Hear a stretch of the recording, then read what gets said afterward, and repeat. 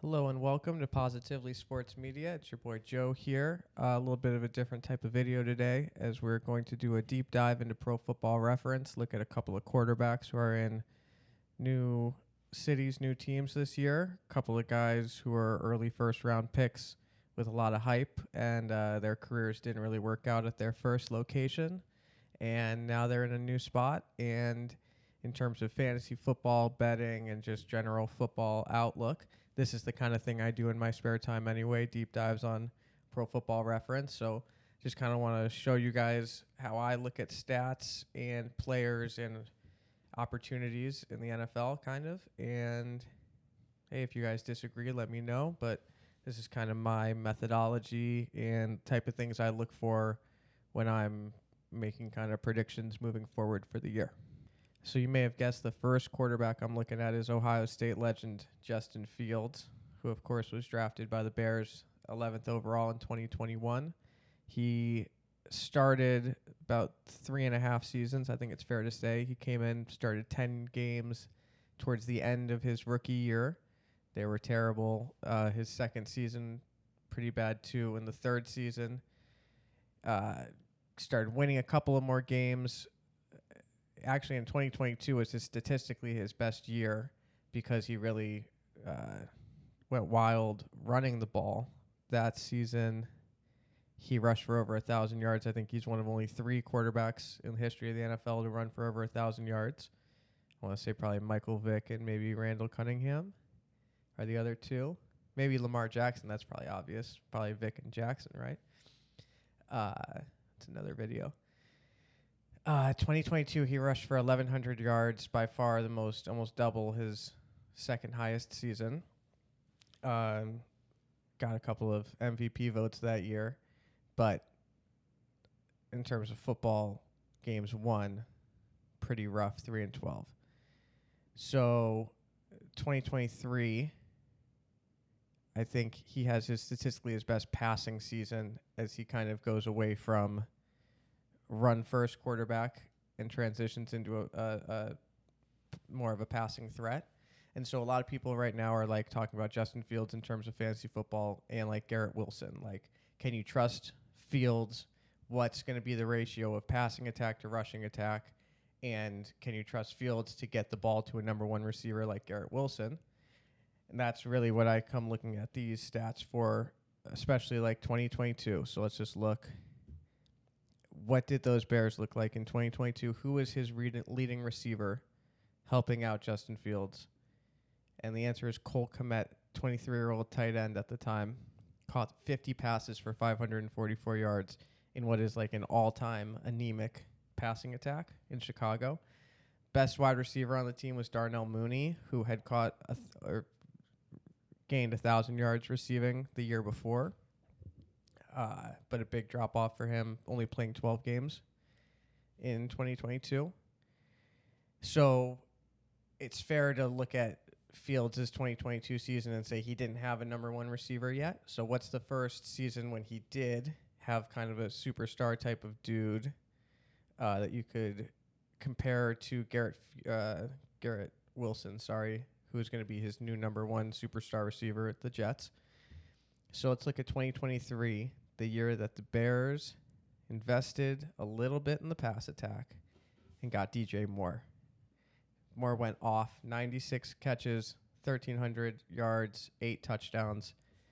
Really a big season, one of the best probably receiving seasons for a Chicago Bears receiver in like a generation at least.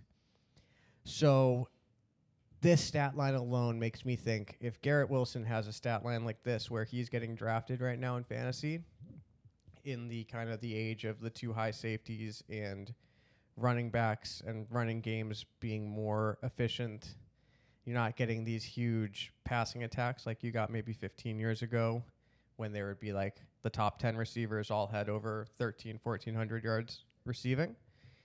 Nowadays, 1,300 yards and 8 touchdowns on 96 catches is like, that's a good year for Garrett Wilson. You're winning a lot of fantasy games if that's his stat line. So something to think about there. And then, fantasy football is big games. Did DJ Moore have any big games in 2022? You maybe remember it might have been like a Monday night game. I'm sorry, 2023. He did. He had a game against Washington where he caught 8 catches, 230 yards, 3 touchdowns. Justin Fields was the quarterback that game. Fields went out for 4 weeks this season. Those weeks were 7, 8, 9, and 10. And in those weeks, DJ Moore caught 8 passes for 54 yards, 4 for 55, 3 for 44, 5 for 58, no touchdowns. As soon as Justin Fields gets back, as soon as Fields gets back, 7 catches, 96 yards and a touchdown, goes for 114, 68 and a touchdown. You can see 160 yards and a touchdown in a Week 16 win against Atlanta.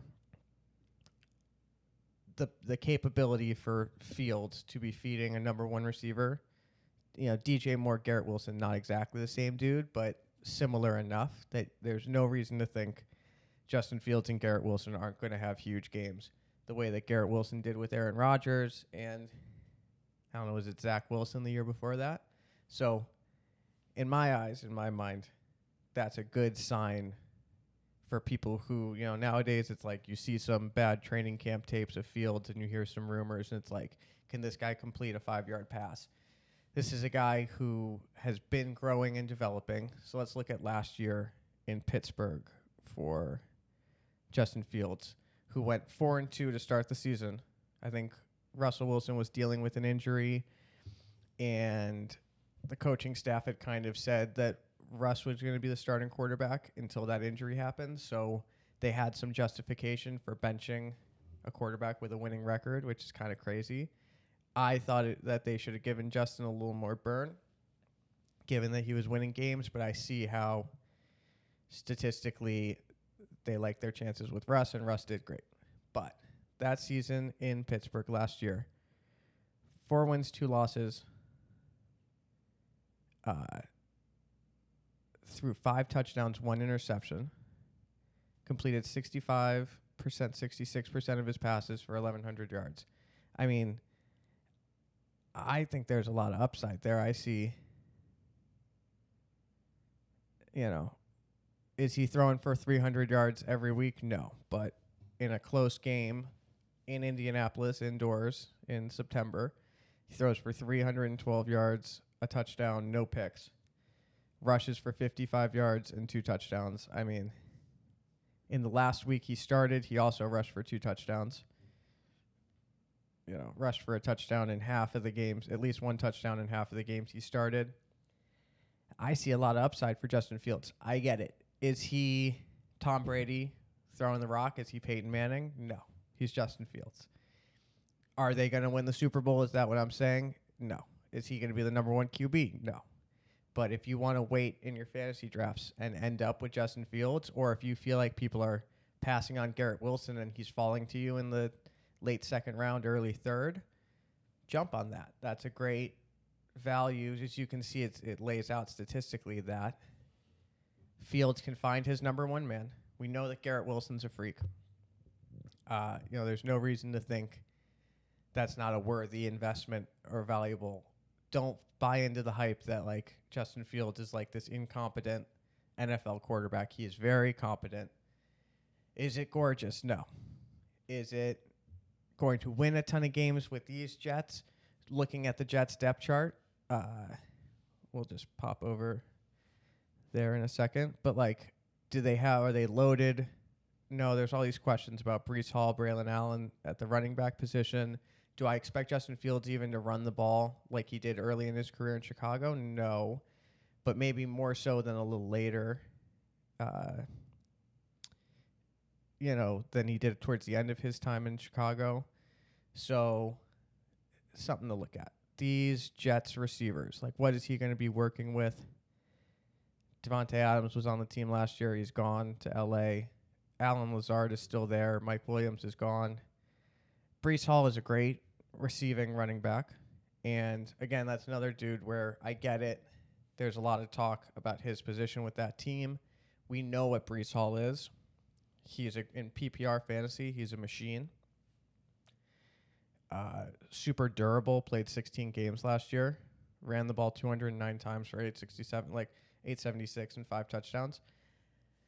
I think it's just overhyped. I'm a Jets hater because I care about institutions in football.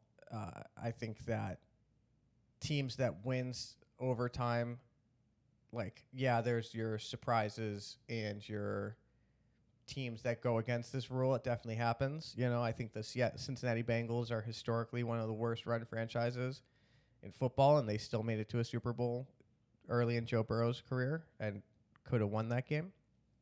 So it's not guaranteed, but the Jets ownership is awful. Rumors last year of Woody Johnson's 16, 17-year-old son in the locker room giving speeches. They fired Coach Saleh after 4 or 5 games. I think they had a winning record, maybe 5 or 6 games. They had a winning record with Aaron Rodgers, and they fired Coach Saleh. I mean, over time, if the Jets are a stock, they're a low-value stock that you can expect to be bad. But they made a good decision in investing in a guy who, again, is he a Super Bowl caliber quarterback? No. Is he a starting caliber quarterback in the NFL who can win a sufficient amount of football games to get a little magic going to maybe make it to the wild card? Maybe not this year, but if they beef up around him and if Justin Fields shows enough moxie this year to say that the Jets want to stick with it next year in what is kind of a 1 or 2 years of quarterback-friendly drafts, I think that there's a lot of upside for the Jets to be not a basement-dwelling team like we typically expect them to be. So, all in all, my kind of thesis is don't let the internet fodder or some training camp rumors or some preseason performances shield the truth about what Justin Fields can be as a quarterback. Not a world beater, but a guy who can have a receiver at 1,300 yards and 100 catches or 90 to 100 catches, who's going to rush for way more than the average quarterback is going to probably punch in a bunch of red zone touchdowns running the ball. And, tough division. Are they going to go to the playoffs this year? No. But it's worth putting a little stock in Justin Fields this year. That's just me. And it's a kind of similar conversation with our next guy today, Sammy Darnold.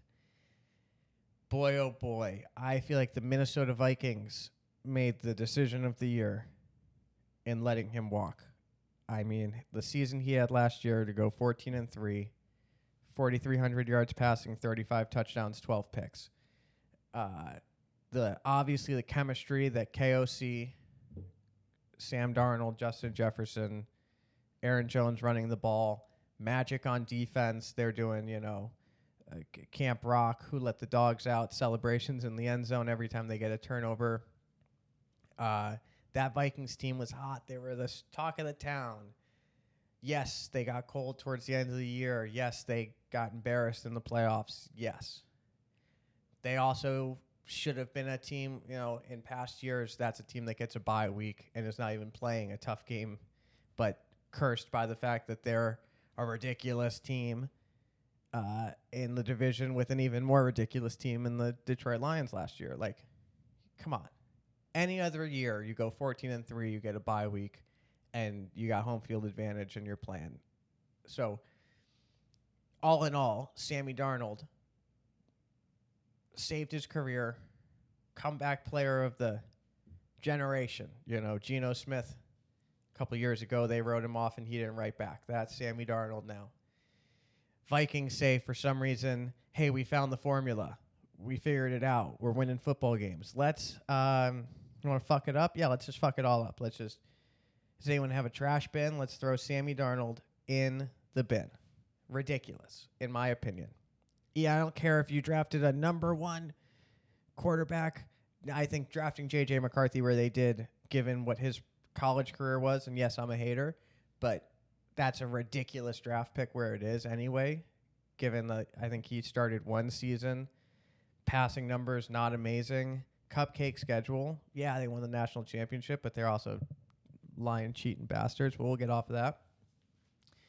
Sammy Darnold last year. First of all, as a fun little exercise, Sammy Darnold with the Jets. 2018, 19, 20. 2 years we forget about in Carolina, pandemic seasons, who cares? Went to San Francisco for a little reset, similar to how Danny Jones went to Minnesota last year for a little reset. Coach him up, love him up. Remind this kid that he is a top caliber, one of the best 30 to 40 quarterbacks on the planet at any given time. And I think that, I remember seeing a comment and it was like unnamed front office exec at San Francisco says Sam Darnold is the best passer we've had of the ball in 20 years in San Francisco, whatever the exact quote is. Arm talent personified, Sam Darnold. Is he seeing ghosts out there sometimes? Oh, yeah. Kid's seeing ghosts. But he was a third overall pick for a reason.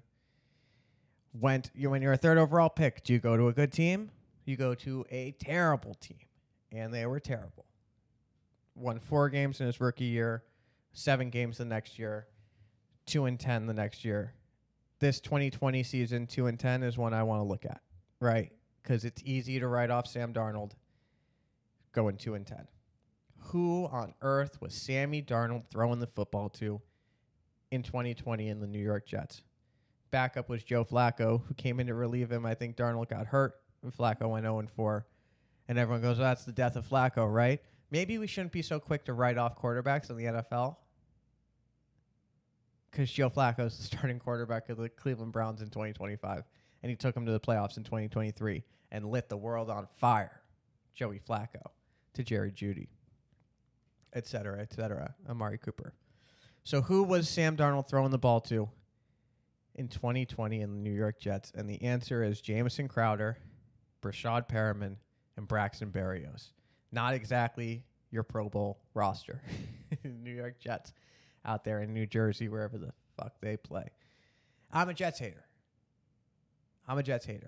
Because they just do everything wrong. Ownership. I'm a Cleveland Browns fan. Have been for almost 30 years now.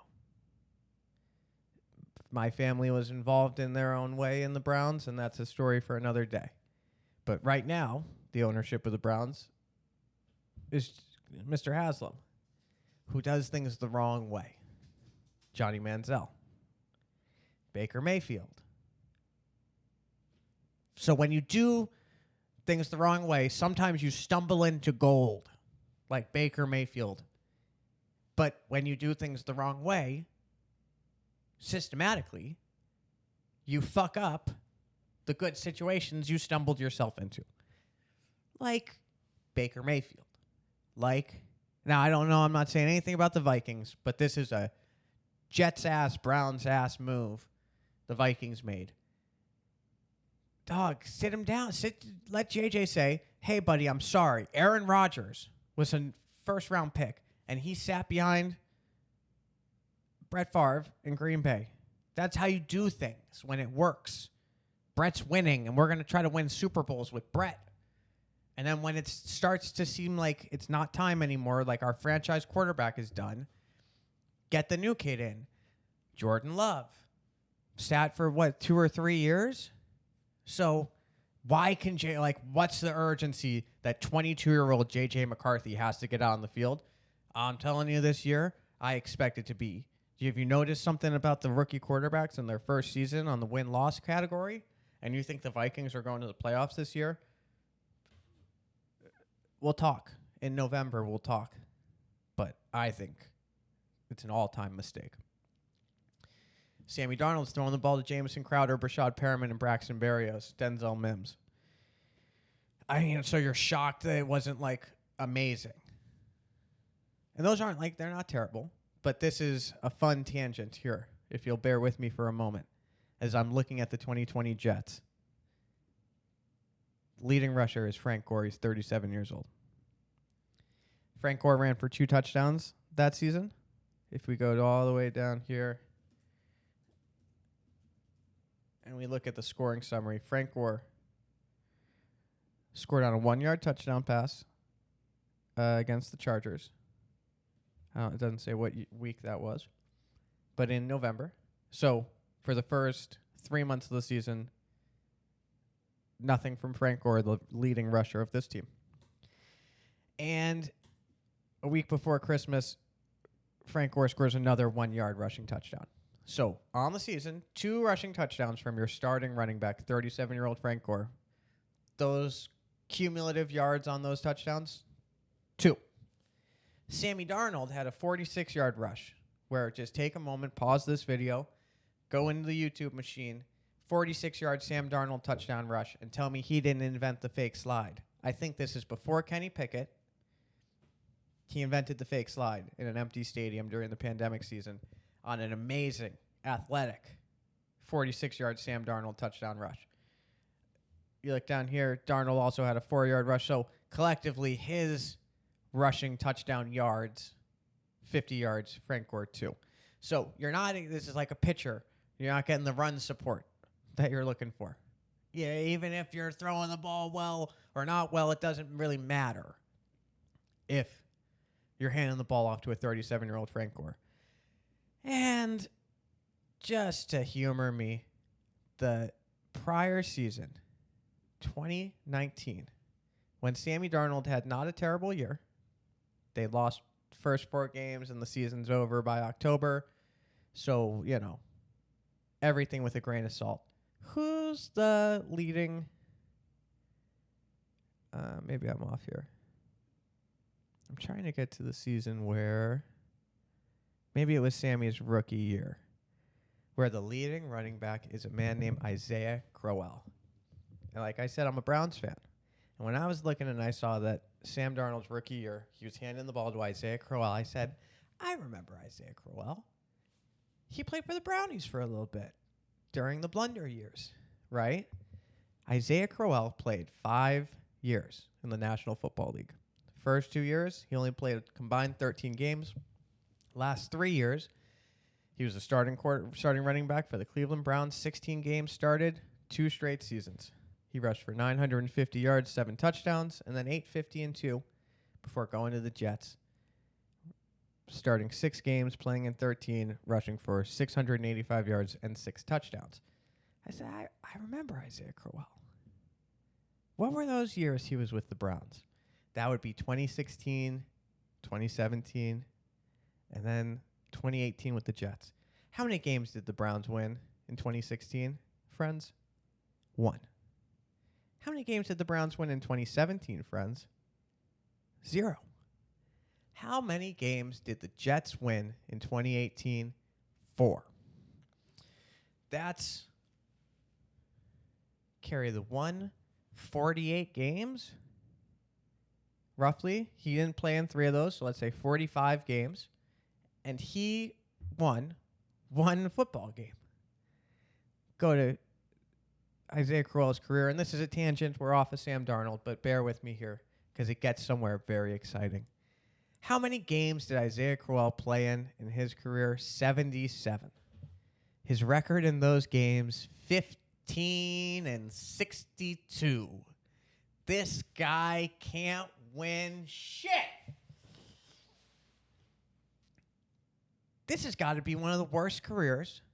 And nothing against Isaiah, because I remember liking him as a Brown. He was a bit of a bulldozer.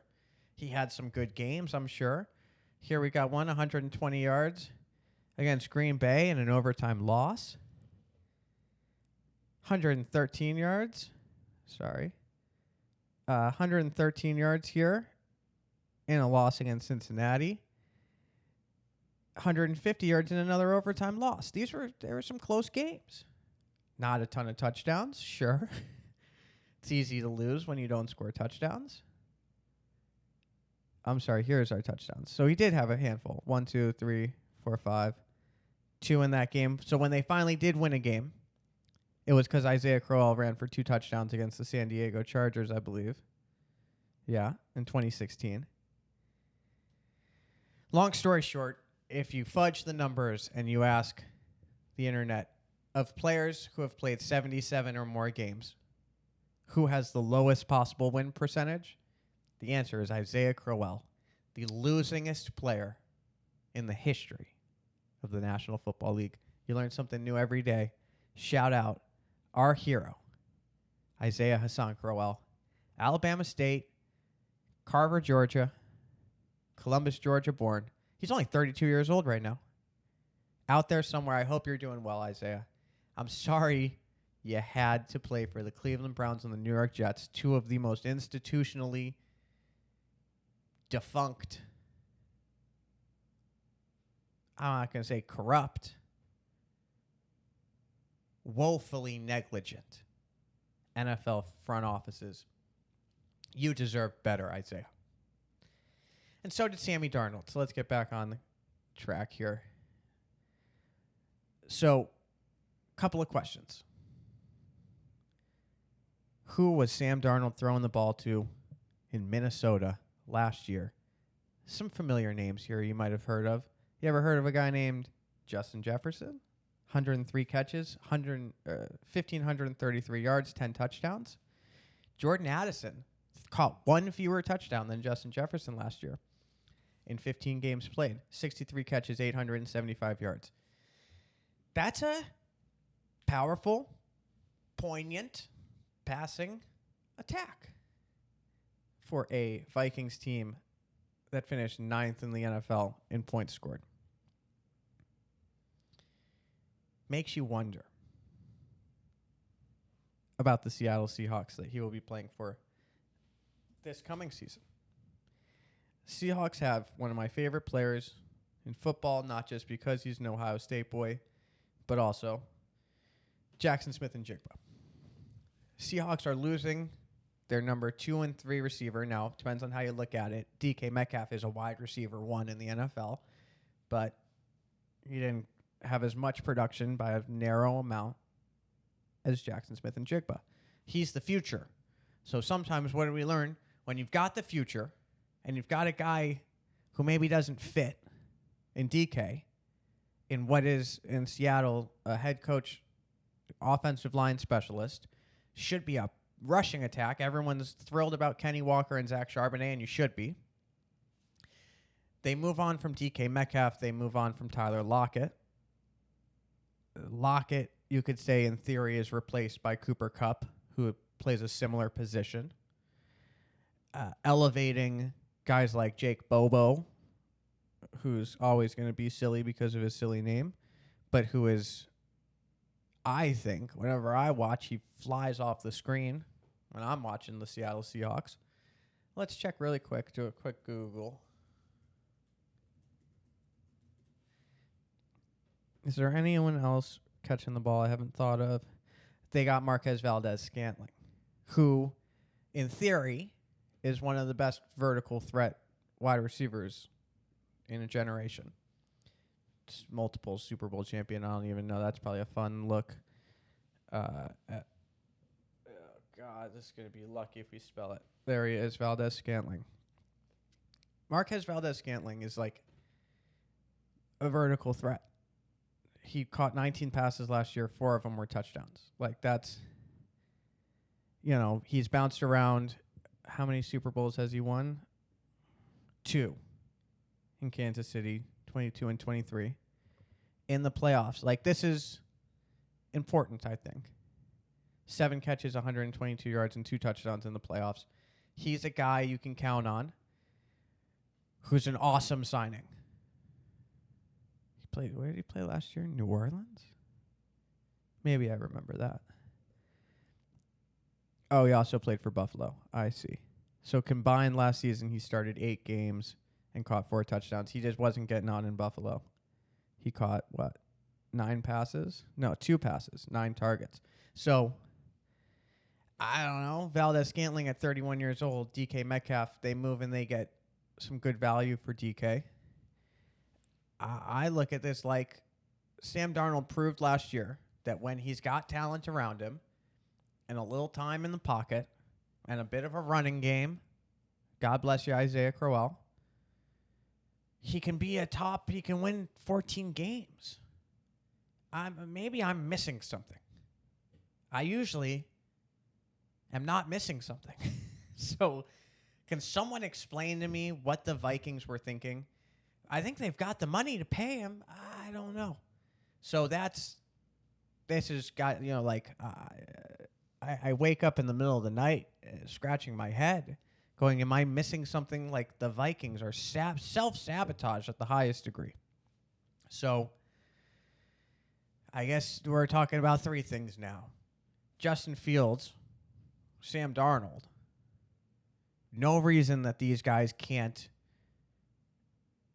in terms of their career statistics, have years this year that are either upticks or consistent with their best years, given that they now have guys around them like Darnold did last year.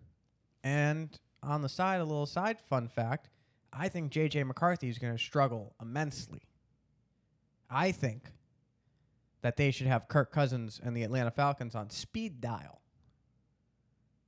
I think that they should have Anthony Richardson and the Colts on speed dial, especially if things start to go well, although I don't see AR moving from Indy this season. But, holy shit. You got, the Cleveland Browns won a playoff game against the Pittsburgh Steelers in the 21st century. And then, 16 months later, Baker Mayfield's on, the Carolina Panthers practice squad, and he's, flying to L.A. Rams to win a Thursday night game in the middle of out of nowhere.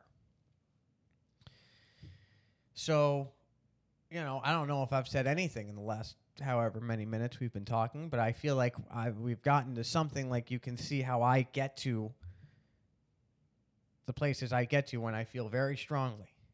Let's do some quick bonus stuff just for 2 seconds here. All right? You can click off. If you don't want bonus stuff, just click off now. Let's talk Buffalo Bills wide receivers real quick and a young man named Keon Coleman, because there's a number that I don't think most football fans, even Bills enthusiasts like myself, I don't think I would have predicted this number. So I'm going to ask you. Buffalo Bills wide receivers last year, 2024. Who had the most snaps when they were on the field playing offense for the Buffalo Bills last year? Khalil Shakir? Maybe not Keon Coleman. He was just a rookie. They were just getting him in. So you would think, obviously, Khalil Shakir led the team in wide receiver snaps played. Not so fast. Actually, it was that barefoot son of a gun, Mac Hollins. Mac Hollins, who had 62% of the snaps, 66.27% of the snaps, the highest on the team by more than 10%. And Keon Coleman actually played more snaps than Khalil Shakir did last season. That whole Amari Cooper kind of bust. But Mac Hollins was on the field for more than 100 snaps more than Keon Coleman was last year. And Keon Coleman was on the field for 12 snaps more than Khalil Shakir was. Mac Hollins is now a New England Patriot. So, this number, this is like a pie chart. It's always going to be 100, right? 100% of snaps. How is Keon Coleman not going to be above 60% of the snaps this season? And Khalil Shakir probably. But Keon Coleman should get a massive bump in the vertical passing game. Khalil Shakir, short passing game. Screen passes. Great offensive line. Pulling guards. Beautiful work the Bills do in the screen and intermediate passing game. And Khalil Shakir is a dog in that game. Josh Allen has a cannon, and he's going to throw deep balls this year. And last year, those balls were going to Mac Hollins quietly, under the radar. 31 catches for 5 touchdowns. That's quick math. I don't know. It's more than 10% of his, more than 15% of his catches are touchdowns and vertical. Let's see his longest plays, 65-yard, I'm assuming touchdown catch. Oh, I'm in the wrong spot. I just want to see last year. Mac Hollins. It's not going to show me his longest catch of each game, but yeah, 1 catch, 8 yards and a touchdown. 1 catch, 7 yards for a touchdown. So maybe not. Maybe he wasn't catching as many deep balls as it felt like last year. Remember a couple years ago, it was Gabe Davis was catching his bombs. They would just have him middle of the field slot and run a seam, and Josh would just huck it. Keon Coleman is a dude who right now in fantasy drafts is like the 40th receiver on the board next to Khalil Shakir. Those two dudes like bump him up 10. Ricky Pearsall is another dude. I haven't done this yet, so we're naked and afraid out here. But I feel pretty safe to guess that Ricky Pearsall was not on the field more than Ayuk and Debo were last year. Let's see. Niners snap counts, wide receivers. Debo Samuel's on the field 62% of plays. Ayuk only 33%, but he had an abridged season. Pearsall 42%. That's a number that's going to be closer to 60% this year. So in fantasy football, we have we're closing arguments. In fantasy football, we have a bad tendency to overanalyze successes from the past and to not get our crystal ball out enough. I'm getting angry. My hat's coming. Okay. There are guys we know are good, and they're probably going to be good again because they were good last year. But every year in wide receiver land in fantasy football,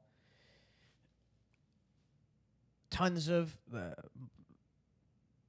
30 to 40% of the top 12 to 20 receivers. I know I'm throwing a lot of dumb numbers out, but like a handful of the guys at the top of the table every year for fantasy football points scored at the wide receiver position are dudes who were drafted 40th wide receiver.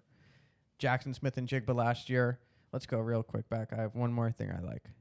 This is the fantasyfootballers.com, and they do what I think is a genius ADP rewind. So, like, you got to do this in fantasy football. If you're pretending like statistics mean anything to you, let's look at, like, the most obvious statistics. Which wide receivers did well last year? Here are the top 12. Where do those guys get drafted? Yeah, Jamar Chase, Justin Jefferson, and Amon-Ra St. Brown are kind of obvious top 5 receivers that finish in the top 5. Brian Thomas Jr. Now, like, it's a rookie, and you're not dumb for not seeing that coming. But also, who'd you think was going to be the number 1 receiver in Jacksonville? And you know that Trevor Lawrence is a gunslinger. So, draft position 47, you could have gotten him at 30. Terry McLaurin, who is a veteran dude, and this is a Malik Neighbors and Jackson Smith and Jigba, 2 dudes who were rookies last year. And then Jerry Jeudy. There's not like an overarching law that comes from this, but except for that, there are wide receivers between 30 and 50 or above, 32, 47, 46, 57, who are going to have immense value. Compare this with running backs, where it is a much different story. Because in running back land, the top 12 running backs finishing, 6th drafted, 9th drafted, 4, 2, 11, 8, 10, 14, 17, 19. Those are all the top 10 running backs, are top 20 running backs. The guys that go early are probably going to do well unless they get hurt. Christian McCaffrey. And then there's 2 guys at the end in Chase Brown and Chuba Hubbard who are probably free agent waiver wire guys. Maybe you spend a pick on Chuba Hubbard, but no one was buying Chase Brown stock. Prove it if you say you were. running backs, get them early, get them while they're hot. Don't think twice or get yourself into a knot thinking about James Cook. Is he gonna be? Is Derrick Henry? The running backs at the top of the list are gonna be good. Wide receivers, there's 2 or 3 per team, and there's a lot more area for guys to break out. And when I see this list and I go, who's it going to be now? This draft class of wide receivers isn't ridiculous. Like last year, everyone was freaking out. Malik Neighbors, Roma Dunze, tons of other guys who went in later rounds, but who, if you watch college football, they were very memorable names. This year, let's see, wide receivers drafted.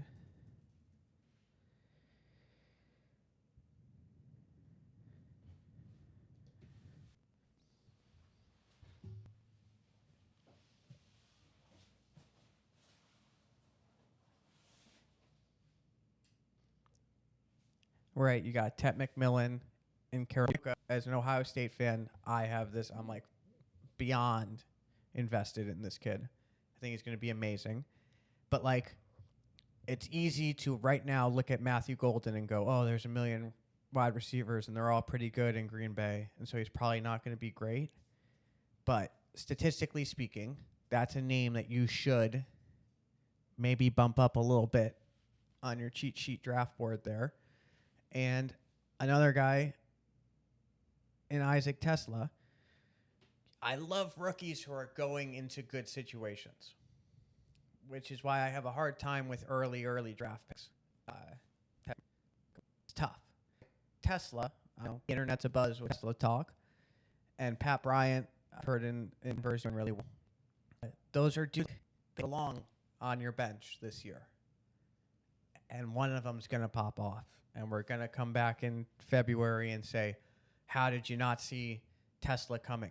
Well, maybe in Detroit, who do they have catching the ball? Tim Patrick was a star last year at 30 years old for Detroit. And what was a missing piece? They've got Sonic the Hedgehog and Knuckles, whatever those two are. They're an off-the-charts amazing team, offense, defense. Well, they kind of need another receiver, a possession receiver guy. And someone who can catch the ball 60 times this season. Boy, 6'4", 214 pounds, a dog from Arkansas. Are you kidding me? Man, a Division II Hillsdale College before transferring to Arkansas. This is a guy who's started at the bottom and worked his ass off to get here. Jameson Williams.